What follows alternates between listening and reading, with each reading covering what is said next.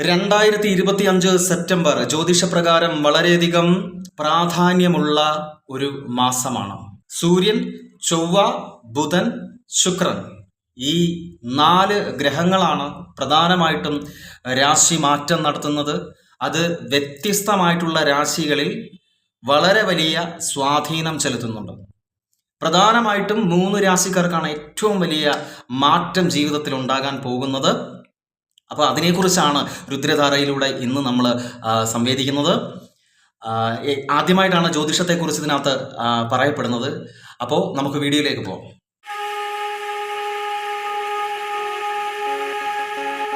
September 2025 13-ാം തീയതി 4 രാശികൾ മാറുന്നു എന്ന് ഞാൻ പറഞ്ഞു. 4 ഗ്രഹങ്ങൾ 4 രാശികൾ മാറുന്നു. അതിൽ ചിലർക്ക് ഭാഗ്യത്തിൻ്റെ കവാടം തുറക്കപ്പെടുന്നുണ്ട്, എന്നാൽ ചിലർക്ക് കുറച്ച് മോശം സമയം അനുഭവപ്പെടുന്നുണ്ട്.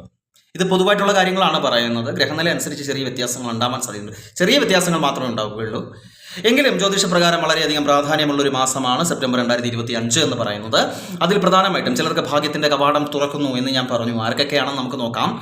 ആദ്യം തന്നെ ചൊവ്വ തുലാം രാശിയിലേക്കാണ് പ്രവേശിക്കുന്നത്. ചൊവ്വ തുലാം രാശിയിലേക്ക് പ്രവേശിക്കുമ്പോൾ തന്നെ 2 തവണ നക്ഷത്രമാറ്റം കൂടി സംഭവിക്കുന്നുണ്ട്. അതുപോലെ തന്നെ ഈ തുലാം രാശിയിലേക്ക് പ്രവേശിക്കുമ്പോൾ ചില രാശിക്കാർക്ക് വലിയ മാറ്റങ്ങൾ ജീവിതത്തിൽ ഉണ്ടാകുന്നു. എന്തൊക്കെയെന്ന് വെച്ച് കഴിഞ്ഞാൽ, ഒന്നാമത്തെ കാര്യം ചൊവ്വ ഗ്രഹമാണ്. അതുകൊണ്ട് തന്നെ ആത്മവിശ്വാസം വർദ്ധിക്കുന്നു. അതുപോലെ തന്നെ അവരുടെ കരിയർ നല്ല രീതിയിൽ മുകളിലേക്ക് ഉയരുന്നു. അതായത് ജോലിയൊക്കെ കിട്ടാതിരിക്കുന്നവർക്ക് ജോലിയൊക്കെ അതിനുള്ള അപ്പോയിൻമെൻ്റ് ഓർഡറും മറ്റു കാര്യങ്ങളൊക്കെ വരുന്നു, അല്ലെങ്കിൽ കരിയർ ഗ്രോത്ത് ഉണ്ടാകുന്നു എന്നുള്ളതാണ്. അടുത്തായിട്ട് വരുന്നത് ബന്ധങ്ങളാണ്, കുടുംബ ബന്ധങ്ങൾ.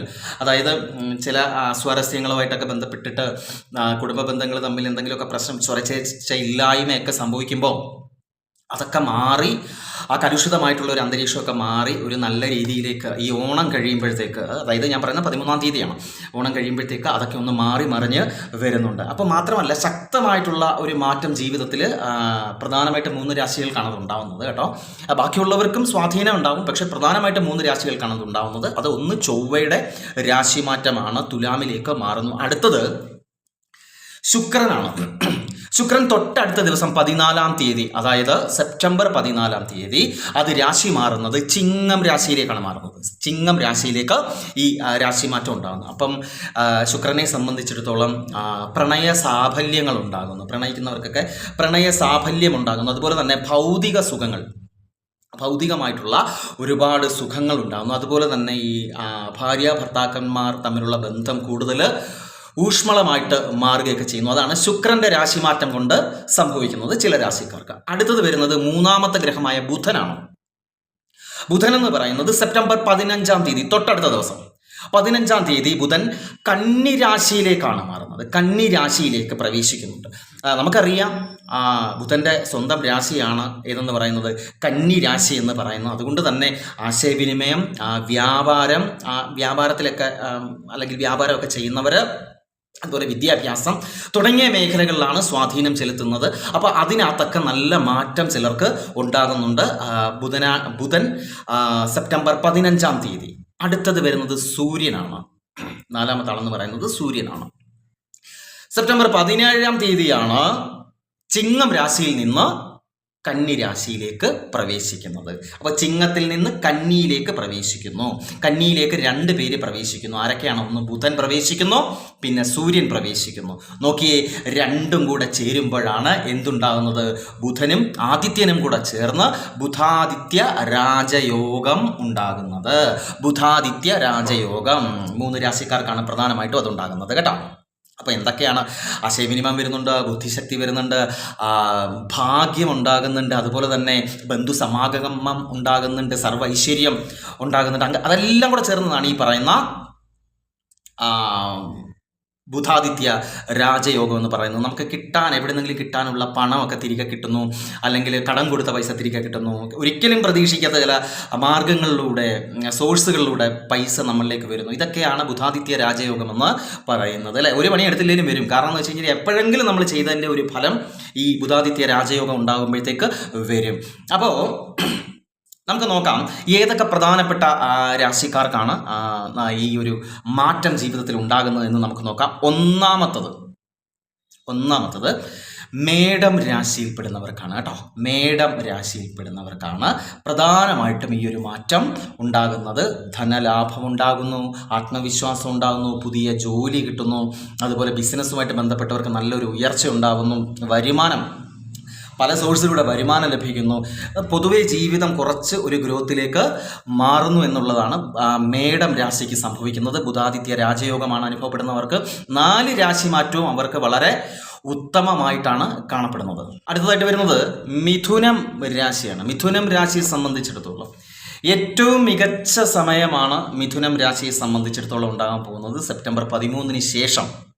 അതായത് അവർക്ക് പുതിയ നിക്ഷേപങ്ങളൊക്കെ നടത്താൻ പറ്റിയ സമയമാണ്. പുതിയ ബിസിനസ്സുകളൊക്കെ സ്റ്റാർട്ട് ചെയ്യാൻ പറ്റിയ സമയമാണ്. വിദ്യാഭ്യാസപരമായിട്ട് നല്ല വിജയം ഉണ്ടാകുന്നു. വിദ്യാഭ്യാസത്തിൽ മത്സര പരീക്ഷകളിൽ വിജയം കൈവരിക്കുന്നു. ആരോഗ്യസ്ഥിതി കൂടുതൽ മെച്ചപ്പെടുന്നു. ഇപ്പോൾ ഉള്ള നിലവിലുള്ള ജോലി വരുമാന കുറവ് കൊണ്ട് അത് ഉപേക്ഷിച്ച് പുതിയ ജോലിയിലേക്ക് പ്രവേശിക്കാൻ സാധ്യതയുണ്ട്. അത് നല്ലത് തന്നെയാണ് അത് കാണിക്കുന്നത്. അതുപോലെ തന്നെ വിദേശത്ത് പോകാൻ ആഗ്രഹിക്കുന്നവർക്കൊക്കെ നല്ല ഒരു ഉത്തമമായ സമയമാണ്. മാത്രമല്ല നടക്കാനുള്ള സാധ്യത ഏകദേശം 90% കാണുന്നുണ്ട്. അപ്പം മിഥുനം രാശിയിൽപ്പെട്ടവർക്ക് വളരെയധികം നല്ല സമയമാണ്. അടുത്തത് വരുന്നത് കർക്കിടകം രാശിയാണ്. കർക്കിടകം രാശിയിൽപ്പെട്ടവർക്കും ഈ പറയുന്ന തരത്തിൽ ഉള്ള സുഖ ഭോഗങ്ങൾ ഉണ്ടാകുന്നു. അതുപോലെ തന്നെ കരിയർ മെച്ചപ്പെടുന്നു, കുടുംബ ബന്ധങ്ങൾ കൂടുതൽ ഊഷ്മളമാകുന്നു, ആരോഗ്യ പ്രശ്നങ്ങൾ പരിഹരിക്കപ്പെടുന്നു. പിന്നെ ഈ പറഞ്ഞ പോലെ എന്താണ്, പൊതുവേ നല്ലൊരു മാറ്റം ജീവിതത്തിൽ ഉണ്ടാവാനുള്ള സാധ്യത വളരെയധികം കൂടുതലാണ്. ദാമ്പത്യബന്ധം കൂടുതൽ ശക്തമാകുന്നു. അതുപോലെ പ്രണയ സാഫല്യം ഉണ്ടാകുന്നു. ജോലിയിൽ പ്രമോഷൻ ഉണ്ടാകുന്നു. നിലവിലുള്ള സ്ഥിതിയിൽ നിന്നും കൂടുതൽ ഒരു മികച്ച സാലറിയിലേക്ക് പോകാനുള്ള സാധ്യത ഓണം കഴിയുമ്പോഴത്തേക്ക് ഈ പ്രധാനപ്പെട്ട 3 രാശികൾക്കാണ് ഉണ്ടാകുന്നത്. ഇനി അടുത്തതായിട്ട് ഇച്ചിരി പ്രശ്നമുള്ള കാര്യങ്ങളും കൂടെ ഞാൻ പറയാം. കന്നി രാശിയിൽപ്പെടുന്നവർക്ക് സമയം അത്ര നല്ലതല്ല 13-ാം തീയതിക്ക് ശേഷം. അപ്പോൾ അതുകൊണ്ട് തന്നെ ശിവക്ഷേത്ര ദർശനം മസ്റ്റായിട്ട് ചെയ്യേണ്ട ഒരു കാര്യമാണ്. അതുപോലെ തന്നെ ശിവന് ധാര നടത്തുന്നതും ഏറ്റവും നല്ല കാര്യം തന്നെയാണ് കന്നി രാശിയിൽപ്പെടുന്നവർ. അതുപോലെ തന്നെ ഇടവം രാശിയിൽപ്പെടുന്നവർക്കും അത്ര ഉചിതമായിട്ടുള്ളൊരു സമയമല്ല. അവരും ഈ പറഞ്ഞതുപോലെ ദേവീക്ഷേത്രത്തിൽ കുങ്കുമാർച്ചന, ശത്രു സംഹാരമൊക്കെ ചെയ്യുന്നത് വളരെ ഉചിതമായിട്ട് കാണപ്പെടുന്നു. അതുപോലെ തന്നെ മീനം രാശിയിൽപ്പെടുന്നവർക്ക് ഉത്രട്ടാതി, രേവതി, പൂരുട്ടാതി കാൽഭാഗം അതിനകത്ത് പെടുന്നവർക്ക് അത്ര ഉചിതമായ സമയമൊന്നുമല്ല. എങ്കിൽ കൂടി അവരെ സംബന്ധിച്ചിടത്തോളം ആത്മീയ കാര്യങ്ങളിൽ താല്പര്യം വർദ്ധിക്കുന്നു. അതുപോലെ തന്നെ ക്ഷേത്ര ദർശനങ്ങൾ സംഭവിക്കാനുള്ള സാധ്യത വളരെ കൂടുതലാണ്. വലിയ പുണ്യപുരാതനമായ ക്ഷേത്രങ്ങളൊക്കെ സന്ദർശിക്കാനുള്ള സാധ്യത വളരെ കൂടുതലാണ്.